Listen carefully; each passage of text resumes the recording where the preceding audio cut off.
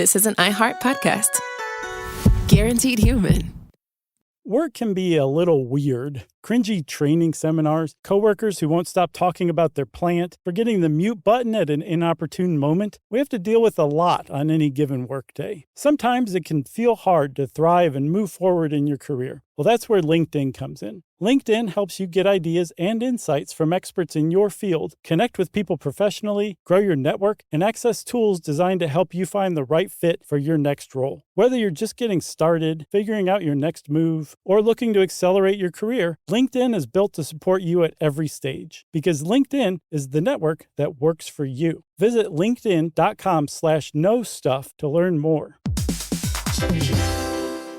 Dell PCs with Intel Inside are built for the moments that matter, for the moments you plan and the ones you don't. Built for the busy days that turn into all-night study sessions, the moment you're working from a cafe and realize every outlet's taken. Yeah, the times you're deep in your flow and the absolute last thing you need is an auto update throwing off your momentum. That's why Dell builds tech that adapts to the way you actually work. Built with a long-lasting battery so you're not scrambling for the closest outlet, and built-in intelligence that makes updates around your schedule, not in the middle of it. That's right. They don't build tech just for tech's sake. They build it for you. Find technology built for the way you work at Dell.com/Dell PCs. Built for you. Hey everybody, it's me, Josh, and for this week's SYSK Selects, I've chosen our classic episode on the classic feud between the classic families, the Hatfields and the McCoys. It's one of the more interesting stories of American history, and it's way more nuts than you even thought. And I don't know about you, though. I just want to put a little bug in your ear. Every time I hear the name Jim Vance in this episode, I always want to follow it in my mind with Vance Refrigeration. See if that happens to you now that I've said that.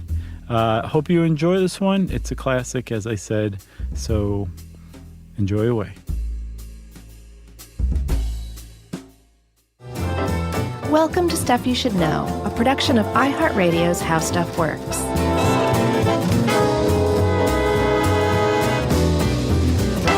Hey, and welcome to the podcast. I'm Josh Clark. Charles W. Chuck Bryan is staring at me right now. It's making me a tad uncomfortable. Jerry's over there. I can feel her eyes burning into the side of my head. So this is Stuff You Should Know. Where would you like me to look? At my ear.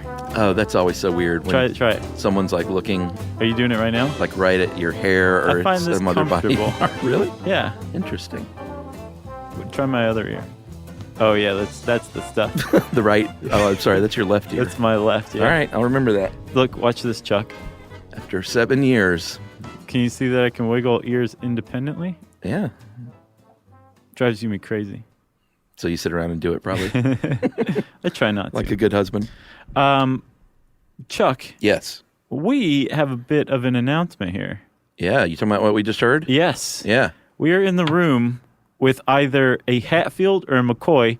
Jerry doesn't know which family she's related to. She just knows that she's related to one of them. Yeah, like literally right before we press record, she's like, oh, by the way, I'm related to one of these families. I'm just not sure which. Right. And a family member told her, but she... Cousin Tyler? Was that who it was? I don't know. I think that's what she said. A cousin. I get the impression from Jerry's story, though, that she's sort of like glazed over, and that's why she doesn't know. Right. But she does carry a 6-shooter on her hip, and that explains that. It says McCoy on the barrel. Yeah. So maybe. Right. But does that mean that it's a bullet from the McCoys or for the McCoys? The mystery remains, you know? Good point. So we are talking about the Hatfields and the McCoys. For those of you who don't live in the United States, you probably have heard of the Hatfields and the McCoys. It's a pretty legendary feud. Yeah. Right? We've heard of some of your history, UK. Sure. Australia. Matthew Flinders, there's a name drop for you. Yeah. So hopefully you've heard of the Hatfields and the McCoys. Yeah, I mean, there was, if nothing else, there was a big mini-series a few years ago on television. Yeah, with Kevin Costner and Bill Paxton. And apparently it was really dramatized. Yeah, like as in fictionalized? Yeah, and sure. Cinematized and a little, not quite fully accurate, but at least TV. At least they brought attention to the feud because it needs it. Agreed. So the Hatfields and McCoys is a family feud, so much so that in 1979, the Hatfields and the McCoys were on the TV show Family Feud, apparently for a full week, from what I saw. And I read that legend has it that it actually inspired the TV show, but I didn't get good verification on that. No, and there have been other Family Feuds, right? Sure. Oh, yeah. But none are as famous as the Hatfields and the McCoys. Although, at the time, there were more famous Family Feuds, but the Hatfields and the McCoys just took it to another level. Yeah, because all of the murder. Yeah, there was a lot of murder. It was mountain folk versus mountain folk. Uh-huh. Families that had been intermarried and worked for one another and had lived together for decades, if not longer, alongside in this little area along the Sandy River, I believe, the Big Sandy River, in something that's called the Tug River Valley. And on one side, mostly, the Hatfields lived on the West Virginia side in Logan County. And right across the river, on the other side in Kentucky, the McCoys lived in Pike County. And that's how it was for days gone by. Yeah, and they were not new to the United States, so I guess it wasn't the United States then, was it? Yeah. Okay, sure yeah, it we're was. talking about the 1850s, 60s, 70s. I was way off then. But they came to America many, many years before that. Apparently the Hatfields were some of the very first to come to the New World from northern England. And the McCoys are obviously from Germany. Well, the Hatfields were originally the Heathfields in England. That sounds way more British. Yeah, but you know how you do. Uh-huh. You come over to America and you dumb it down a little. I know Heath Ledger changed his name to Hat Ledger when he got here, didn't he? R.I.P. And the McCoys come from Scotland, of course. You could probably figure that out. Moved to Ireland before they came to the New World. And the first known McCoy was John McCoy in America. When was that? 1732 from Belfast, Ireland. So did they move directly to the Tug River area? Is that where they settled? No, the McCoys first settled in Maryland, where he was a prominent landowner. And I think the Hatfields first moved to Tug Valley in 1820. And the McCoys in 1802.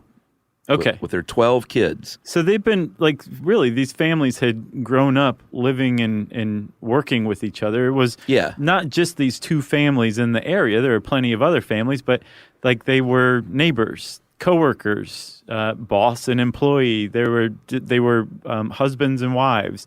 They intermarried, you know? I mean, like, Sometimes. they were living together for decades. Yeah, it was, I think the two that originally settled at Tug Fork were the actual parents of the two main protagonists. Right. Or antagonists. I guess they were both. Yeah. They were both pro and Anne. Right. So the story, our story, really kind of begins round about the Civil War. This area of the Tug River Valley was mostly Confederate. And both the Hatfields and the McCoys were Confederate sympathizers, if not outright Confederate soldiers. The antagonist or protagonist, the patriarch of the Hatfield family, when the story begins, his name was Devil Anse Hatfield, right? Yeah, that was his nickname. His real name was William Anderson Hatfield. Yeah, but Devil Anse, what a cool name. Yeah, and I saw a couple of different explanations for where his nickname came from, but my favorite one was that his mother said he was so mean the devil himself was scared of him. Yeah, I saw one that said he was 6 feet of devil and 180 pounds of hell. They had stupid sayings back then. Yeah, that one, it didn't quite add up. Especially in the backwoods of Kentucky and West Virginia, you know? They just said stuff. They just made up names, as we'll see throughout this whole episode.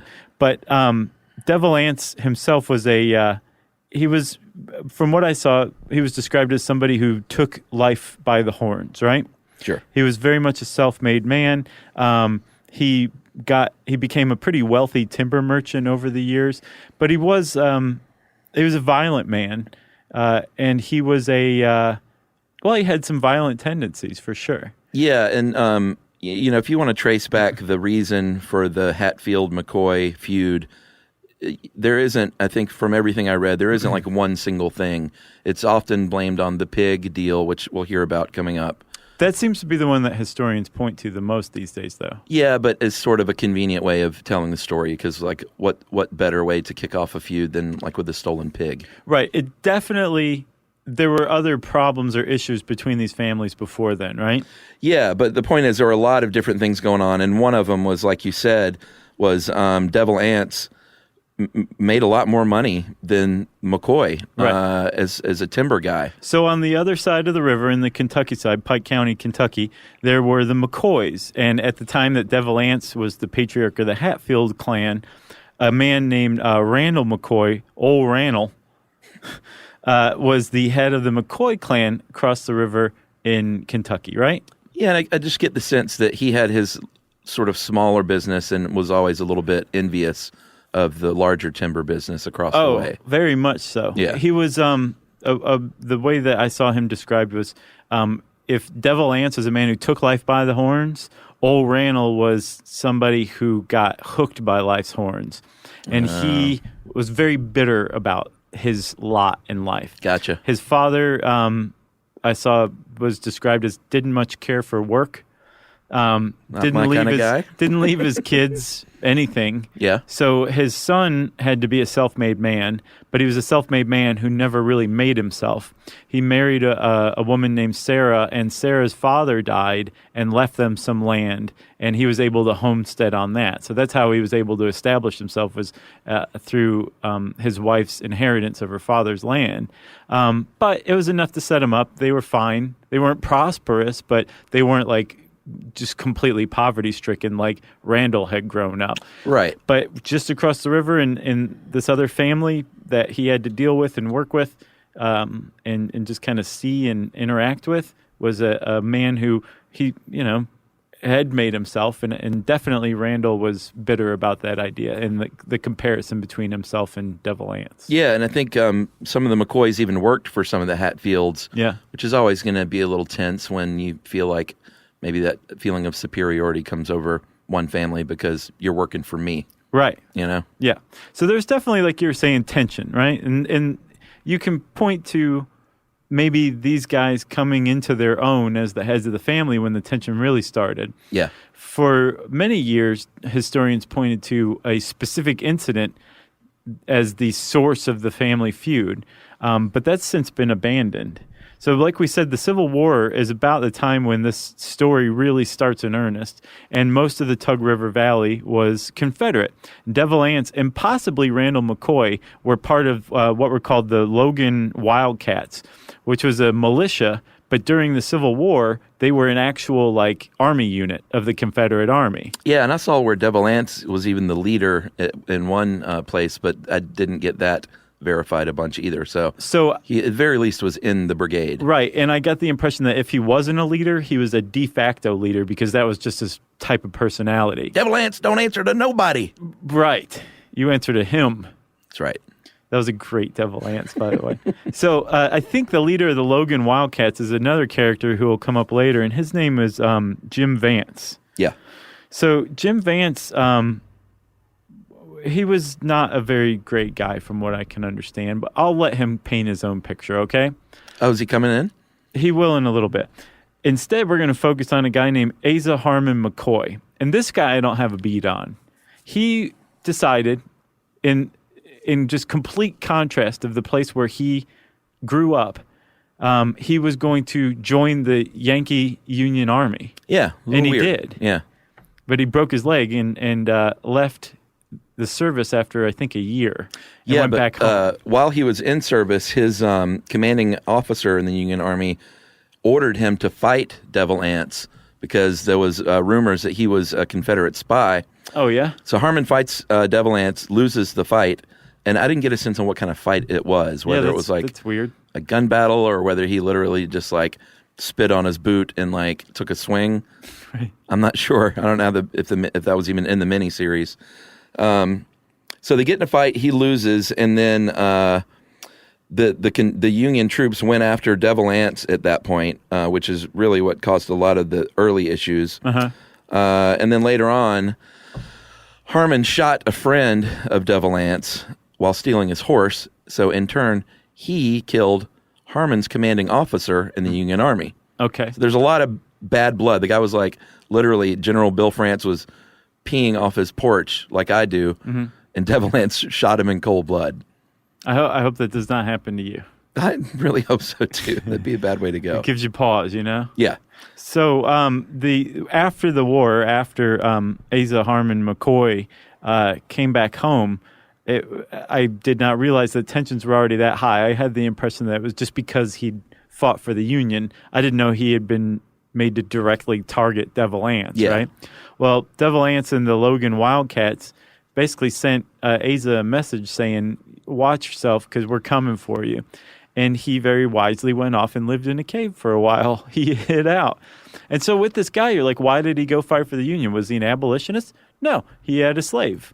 And the slave kept him alive by bringing him food and stuff while he was in the cave. So I have no idea why he went and fought for the Union. It's weird. The fact that he did, though, meant that his own relatives, his own McCoys, including Randall, his brother, really were just kind of like, yeah, the Logan Wildcats are out to get you, and you brought this on yourself. So we don't really feel for you.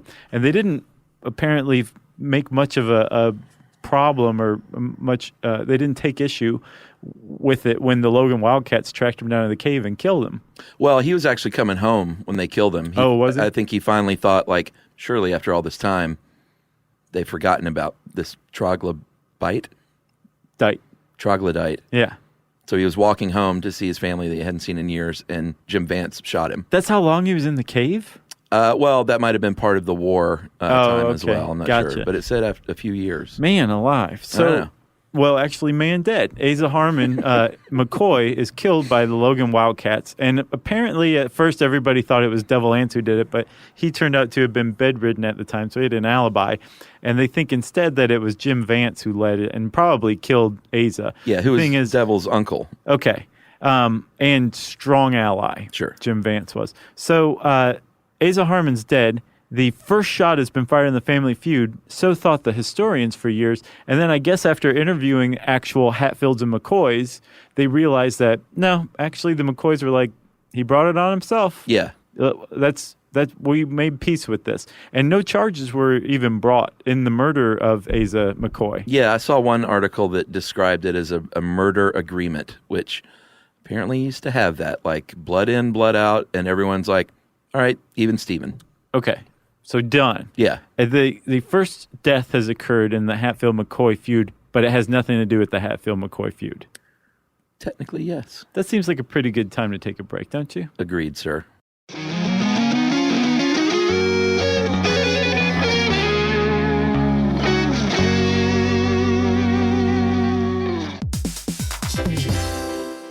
Work can be a little weird. One minute you're in a meeting that could have been an email. The next you're trying to decode corporate jargon that somehow means nothing. And don't even get us started on the quick sync that turns into a 45-minute deep dive. Yeah, well, the truth is figuring out your career isn't always straightforward. Whether you're trying to grow, pivot, or just stay relevant, it can feel like you're navigating it all on your own. Well, that's where LinkedIn comes in. That's right. LinkedIn can help you grow your career, helping you confidently navigate your path with insights, ideas, and inspiration from your professional community. You can stay up to date with the latest trends in your field, connect with people who get it, and discover opportunities tailored to your goals, your experience, and what actually matters to you. Whether you're looking for something new or just trying to grow where you are, LinkedIn gives you the tools and connections to move forward with confidence. Because LinkedIn is the network that works for you. Visit linkedin.com/knowstuff to learn more.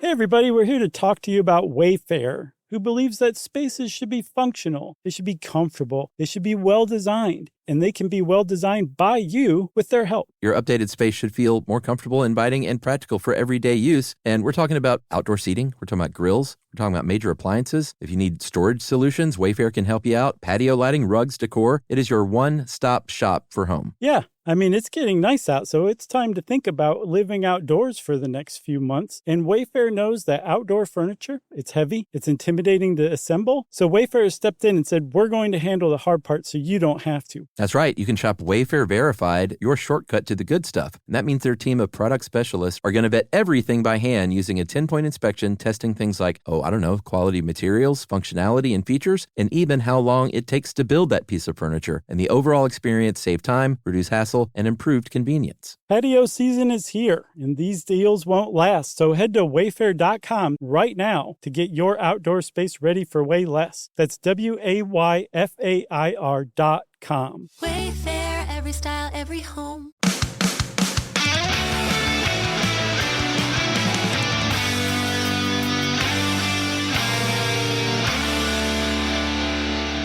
So, Chuck, we're back, and Asa Harmon's dead.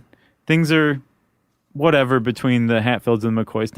Nothing big has gone on, even if there were any sort of skirmishes or little fights or run-ins or that kind of thing. I get the impression that the families, when they saw each other, there was like a slight percentage that the sides were going to get in at least a fist fight, if not take like pot shots at one another with their guns. I just think they probably just didn't like each other very much from the beginning. Right. So it's possible those things went on. Nothing big happened, though, until the pig. The pig incident. And apparently it wasn't just one pig. That's what it's been boiled down to, but it was several. Yeah, and it was a big deal. If you think about a pig, stealing a pig is not a big deal at the time. There's a book called The Feud by Dean King. Dean King? Dean King. Dean King. Said it so weird. Dean King. And he said, where was their next meal going to come from, and how could they feed the children in the winter? They were lucky enough to have one pig or razorback for sell or trade. The proceeds were used to acquire flour, sugar, coffee, sometimes shoes or boots for their families. It was a mainstay for the family. So these days you hear a pig or even a couple of pigs and you think, what's the big deal? But in the region at the time, these pigs were very valuable. So it was a big deal. Right. I saw and an affront. I saw a dude on, and that was another thing. Again, we're talking about backwoods Appalachian folk in the 19th century.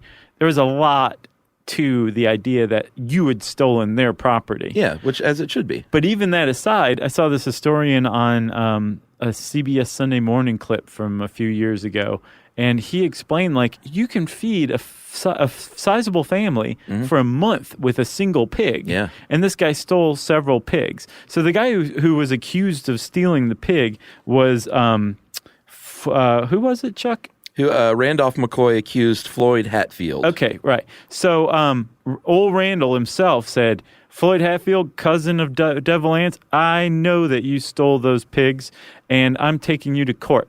Well, they went to court. The problem is the local magistrate was a Hatfield.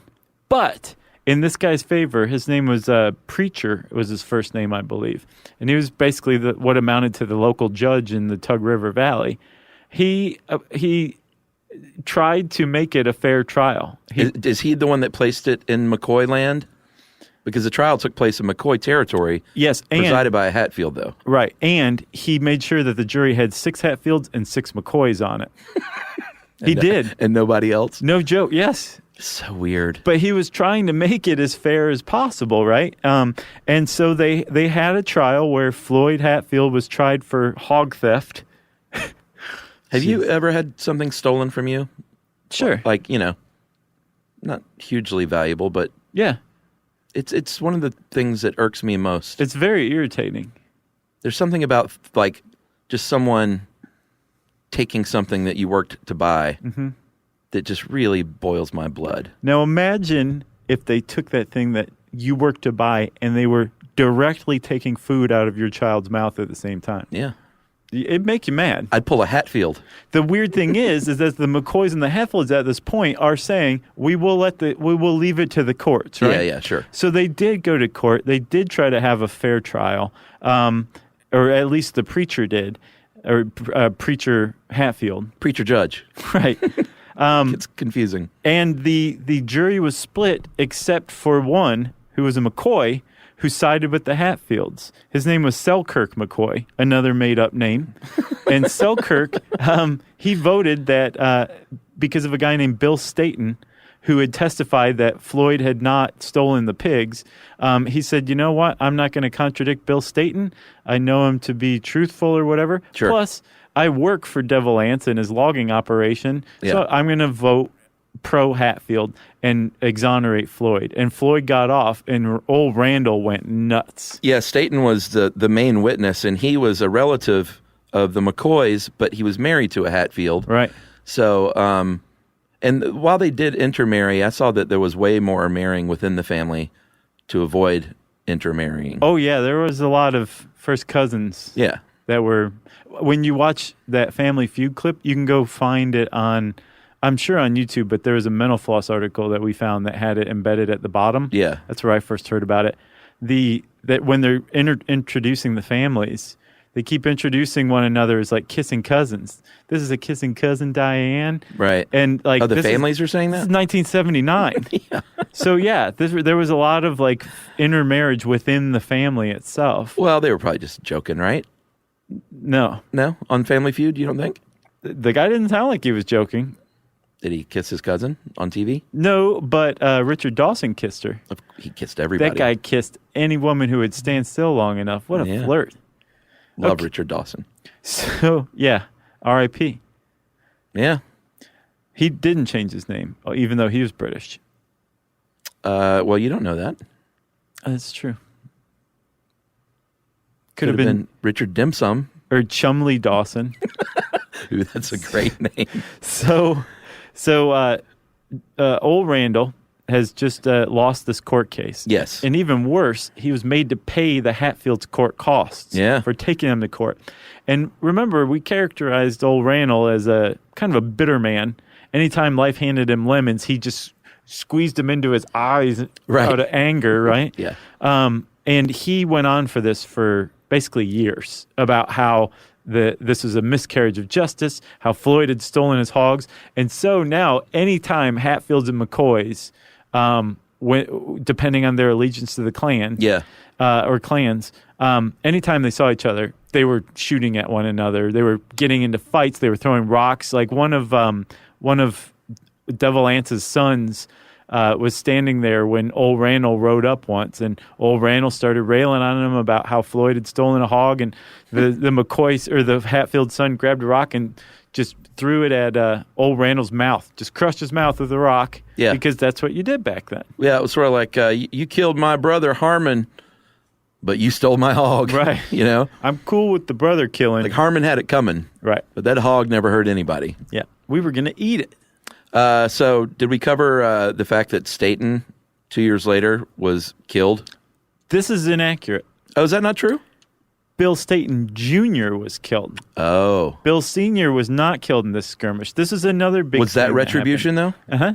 Okay, for his pause. Yeah, because remember, testimony. After the hog incident and the hog verdict, the Hatfields and McCoys did not fight it out right then at the magistrate's office. At Judge Preacher's place. Right. Yeah. But anytime the clans saw one another, they would shoot at each other. They would get in fights. They would take rocks to the faces. And then it culminated finally in this really, truly violent incident between Bill Staten Jr. and Paris and Sam McCoy, right? Okay. So Bill Staten Jr. is out hunting, sees these McCoy sons, and says, well, I'm in a world of trouble. Yeah. I better take a shot at one of them, and shoots Paris McCoy in the hip. And Sam McCoy was like, you shot my brother, you're going down. And he shoots Bill and wounds him, and then goes over and executes him point blank in the head. And this is Bill Jr.? Bill Jr. See, I got another article that said it was Bill, but it also said he's Bill Stanton, so I'm starting to doubt all kinds of accuracy. There's a lot of inaccurate stuff. So I got, I think, the description of that incident from a really great book by a guy named John Ed Pierce. It's Days of Darkness, so you know it's legitimate, The Feuds of Eastern Kentucky. Yeah. So there's been like serious blood shed here now. This is direct retribution for the hog stealing verdict. A man has been executed point blank in the head, and the two McCoy boys just tried to get away with it. Yeah, so blood is spilling. Fast forward a bit to 1882, and 3 of Randall's sons are attacked, stabbed 26 times, and shot Ellison Hatfield, who was Devil's younger brother, to death. Right, and that was on election day, and election days were like drunken affairs. Do you remember when, I think in the bars episode, we talked about like, what was it? You'd get people drunk and doing something to the votes, planners. Right? Yeah, Bumbo. plying the planters with bumbo. Plying the voters with bumbo. Yeah. Man. But it was election day, so everybody would get super drunk. And when you get two clans that don't like each other super drunk in the same place, they get in fights, and people get stabbed 26 times and then shot in the back. Yeah, so those three sons of Randall were actually arrested and were presumably going to go to trial, but vigilantism took hold, and they were kidnapped on the way to the trial by the Hatfields, and they said, we're going to take care of this our way. Yeah. And they, I don't know if they let them get away with it, but they got away with it. No, they did not let them get away with it. This was a huge turning point, right? When the Hatfield or the McCoy boys were intercepted by the Hatfields and taken across the river to West Virginia, which is basically like taking them to Fortress Hatfield. Yeah, country justice was going to happen. Yeah, but Devil Anse vowed that if Ellison made it and didn't die, he would not kill these Hatfield or these McCoy boys. Yeah. But Ellison succumbed to his wounds and did die, and so they took these McCoy boys out and tied them to trees and shot them, I think more than 50 times or something like that.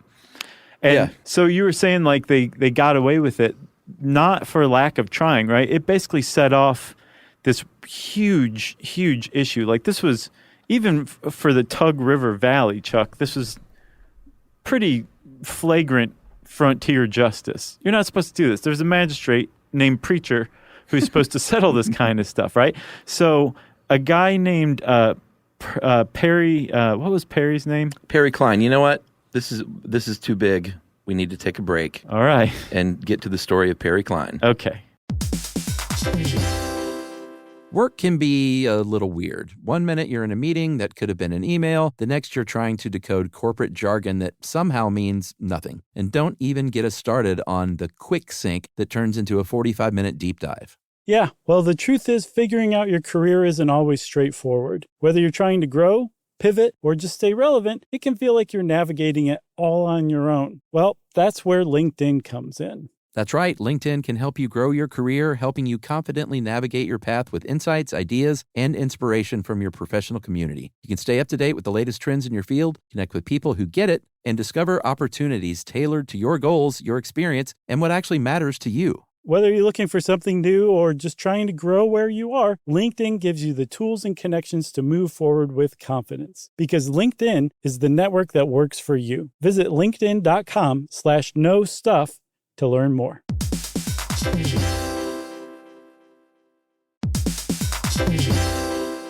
Hey, everybody. I want to talk to you a little bit about Tide Evo because it represents over 10 years of innovation and product development. Tide Evo is a first-of-its-kind technology where tens of thousands of minuscule fibers are spun together to form a 6 times powerful layer packed with scrubbers, brighteners, pre-treaters, and fresheners. And that's going to deliver a breakthrough clean that's so powerful, it feels like magic. Yeah, it is kind of like magic. Tide Evo is revolutionary. A 100% concentrated, waterless laundry tile that's made of compressed microfiber soap layers rather than liquid or powder. And it's not like pods or sheets because it uses 6 layers of detergent fibers to deliver superior cold water cleaning without plastic packaging of any kind. And it provides a mess-free, lightweight solution that dissolves lickety-split. So whenever you run into a laundry challenge, turn to Tide Evo. It's revolutionary. It's magic. Try new Tide Evo. Real laundry magic. Introducing the all-new Mazda CX-5, featuring more connection. Hey Google, where's the nearest Pilates class? Safety that has your back. More discovery on the scenic routes. More passion in the details. And more control in changing weather. The all-new Mazda CX-5. More to move every side of you. See it in 5 films at MazdaUSA.com/5sides. Google is a trademark of Google LLC. Sequences shortened and simulated. Dell PCs with Intel Inside are built for the moments that matter, for the moments you plan and the ones you don't. Built for the busy days that turn into all-night study sessions, the moment you're working from a cafe and realize every outlet's taken. Yeah, the times you're deep in your flow and the absolute last thing you need is an auto update throwing off your momentum. That's why Dell builds tech that adapts to the way you actually work. Built with a long-lasting battery so you're not scrambling for the closest outlet. And built-in intelligence that makes updates around your schedule, not in the middle of it. That's right. They don't build tech just for tech's sake. They build it for you. Find technology built for the way you work at Dell.com/Dell PCs. Built for you.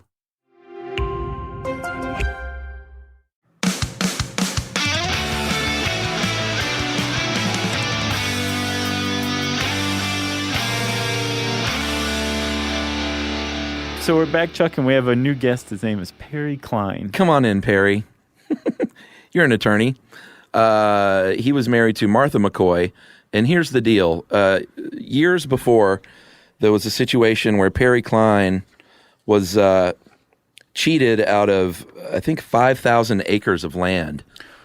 Was he cheated? I didn't know if it was actual justice, because he had supposedly been cutting timber from Devil Ance's timberland. Well, here's the deal. Everything you read will say it depends on who you sympathize with. Oh, yeah? Is how you think Perry Klein, and really all of them were viewed. Sure. So I read articles that said that he was cheated and articles that said he wasn't cheated.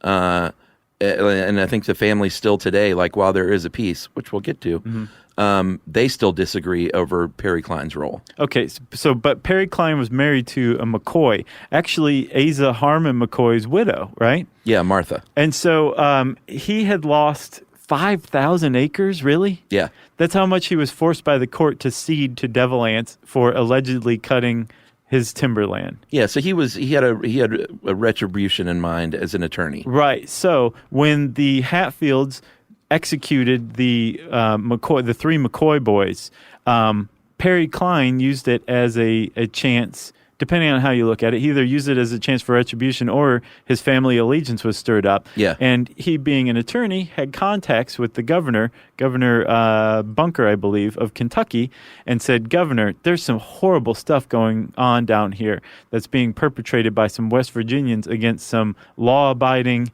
Kentuckians. Yeah. And you guys need to do something about it. And it worked, actually. Yeah, they reinstated the charges and basically put out awards on the head, bounties on the head, arrest bounties, that is, of the Hatfields, including 6 feet of devil and 180 pounds of hell. Yeah, Devil Ance himself. Yeah. His sons, some of the family allies, their dogs. His uncle Jim Vance. Yeah. I think there was 20 men who had indictments against them, and since they had indictments against them and they were hanging out in West Virginia, they had bounties on their head. And one of the bounty hunters, the main bounty hunter who came around, it was a problem that they had bounties on their head, because any crackpot who wanted to could come and take shots at those guys, and it was happening quite a bit. Yeah, they wanted to collect some dough. Right. But there's one guy in particular who was a real thorn in their side. His name was Mad Frank Phillips.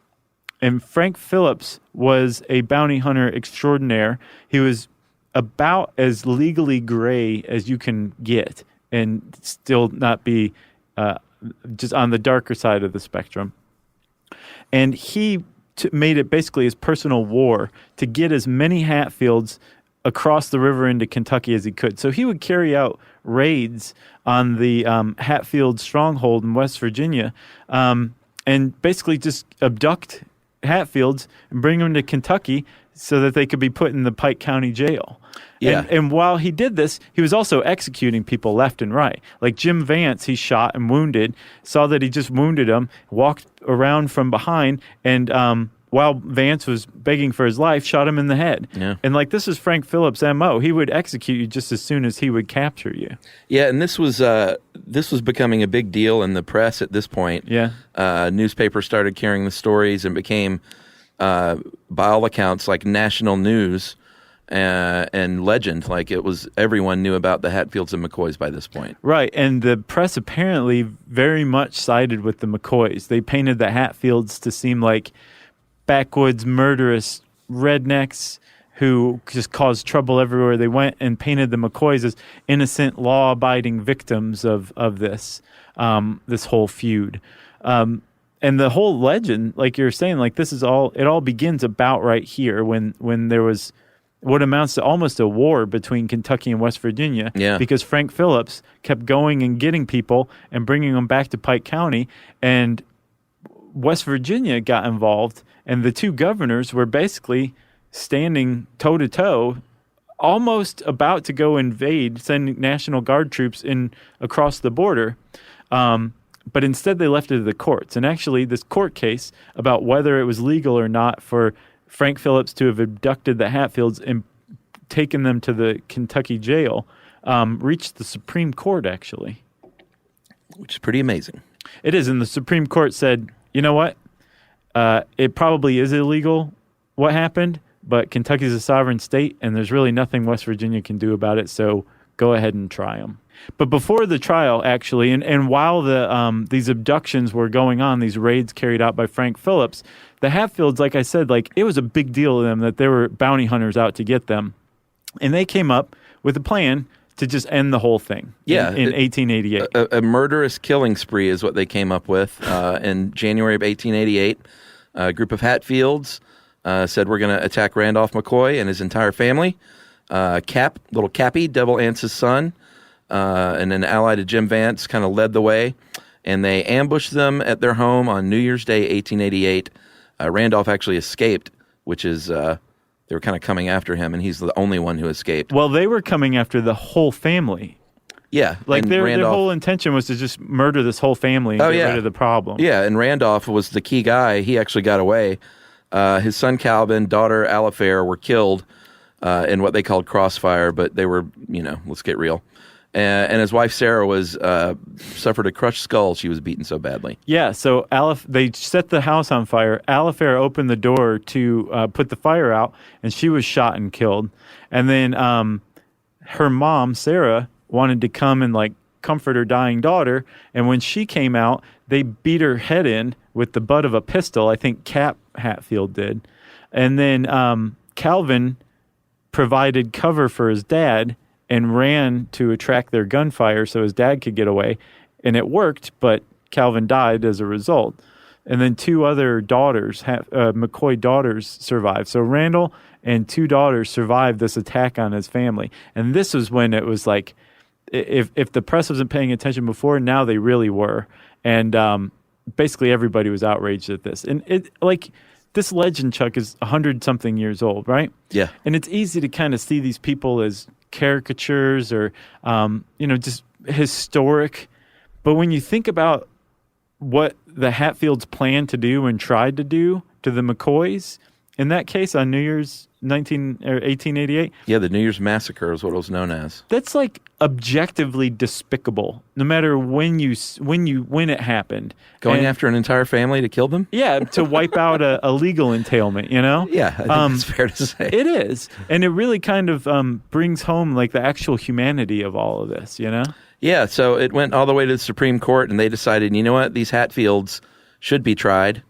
And in 1889, they were tried, and 8 of the Hatfields and their supporters were sentenced to life in prison. Mm-hmm. And one, Ellison Mounts, who people think is the son of Ellison Hatfield. And his first cousin. Yeah, was actually sentenced to death.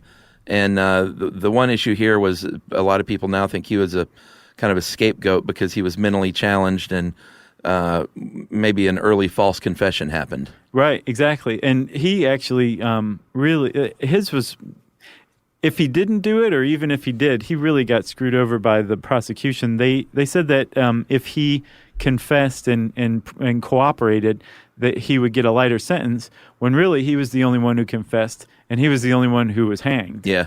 So, and his dying words, I think, were, "The Hatfields made me do it." And then they hung him. Yeah, and there were no public executions at the time, but that did not stop hundreds of people, thousands even, from coming out and watching anyway. Right. So it was a public execution. And with what's odd though is so 10 men had been captured by Frank Phillips and had been indicted and tried, and 9 of them got life in prison. Ellison Mounts was hung, and this was apparently enough to, I guess, mollify Randall McCoy. At first, I think he tried to rail against the verdict, but ultimately it was enough to just calm him down. And he went and lived a quiet life, haunted life as a ferry operator, I think, and lived to age 88. Yeah, and about a year later is when the families both said, enough is enough. Let's call a truce. And from, I think it was an 11-year period, almost 24 people were killed in both families. Wow. Like close to 24 folks over an 11-year period. That's legit. Yeah, that's a family feud right there. It's a big feud. And Dev Lance lived to a ripe old age, too. He lived to, I think, 83 or something like that. 73. That's not that old. Well, he was born again at 73. I think he lived into his 80s. Oh, really? But he was paranoid for the rest of his life because I think there was still bounties on his head. So he moved to an island and carried a rifle with him at all times for the rest of his life. Well, if you look at pictures of the families, they all had their guns. I mean, that's what you did back then. Yeah. But it's funny to see a picture of like 20 people and, 12 of them are brandishing weapons. That's right. In the one photo that will ever be taken of them, they've got their gun out too. So since then, they've been all over the place in pop culture. We mentioned Family Feud. There was an Abbott and Costello movie in 1952. Buster Keaton did a movie too. Oh, really? Hatfield McCoy? Yeah. He was on, not Looney Tunes, excuse me, Merry Melodies. Big distinction, but still Bugs Bunny. Mm-hmm. Nowadays, there are even some medical professionals who think that there was a condition that the McCoys had that led them to be violent. What? It's called von Hippel-Lindau disease. And these geneticists studied dozens of McCoy descendants and said they have a really high rate of this disease. It's inherited, it's rare, produces tumors in the eyes, ears, and pancreas. And a notable side effect is high blood pressure, racing heartbeat, and increased aggressive behavior, increased fight or flight hormones. And it was the McCoys that may have had that? Because from everything I've read, it seemed like the Hatfields would have been the one to have that. No. Wow. Maybe I'm a victim of contemporary press bias, media bias.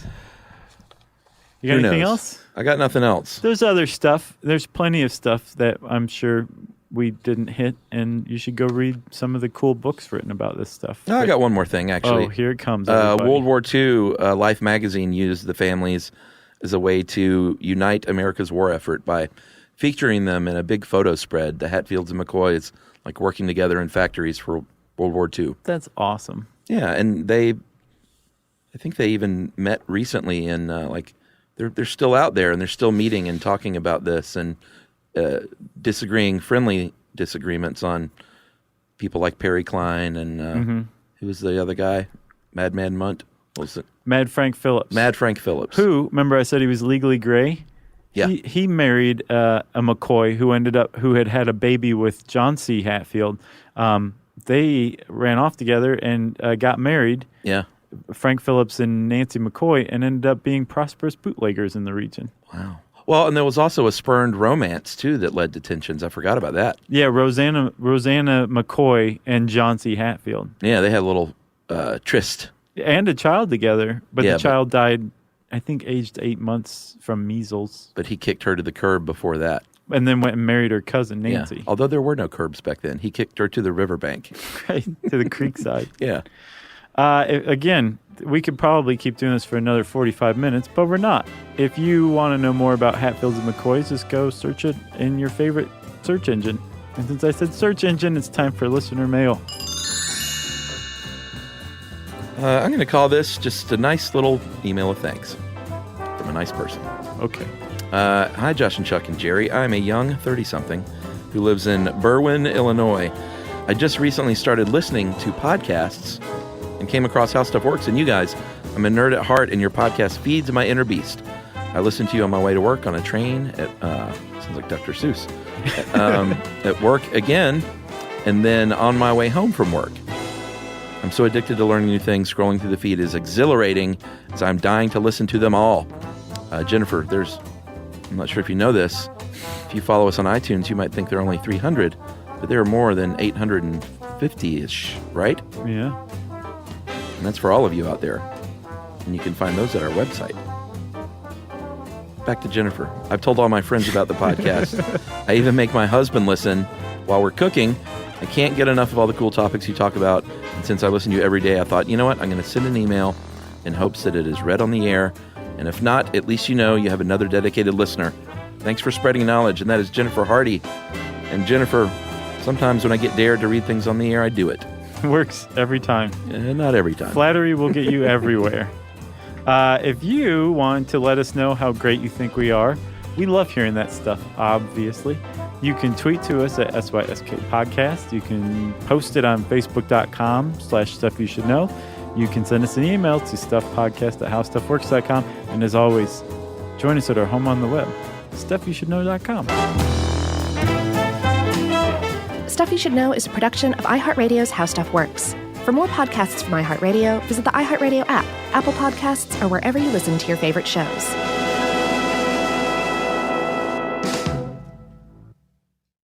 Mom, can I have Lingo Kids? Dad, Lingo Kids, please! When did we become the Lingo Kids house? No idea. Last week it was dinosaurs. This week it's... Lingo Kids! Why Lingo Kids? Because it's the best thing ever. We can play games with astronauts, wild animals, and superheroes. With more than 4,000 interactive games, songs, and shows, Lingo Kids is the #1 entertainment platform for young kids. So, no dinosaurs? And dinosaurs! Lingo Kids! Everything kids love. Download it for free.